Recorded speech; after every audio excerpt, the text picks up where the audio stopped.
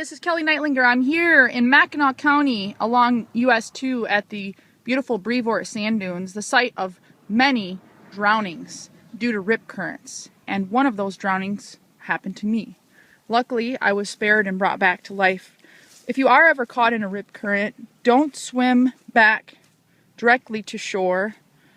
Swim parallel to shore and then eventually angle in if you can find a spot that you don't seem to be fighting the current as much.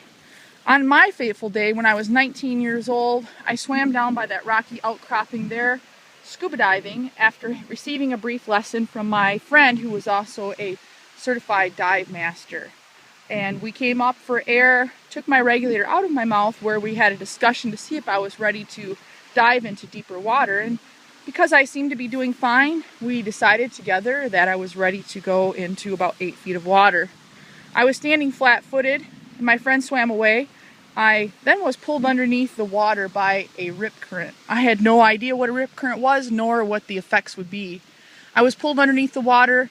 I panicked. I reached for my buoyancy compensator, my regulator, and my weight belt, and I really had a panic attack and did none of those 3 tasks properly and was quite stressed out, and because of that I drowned.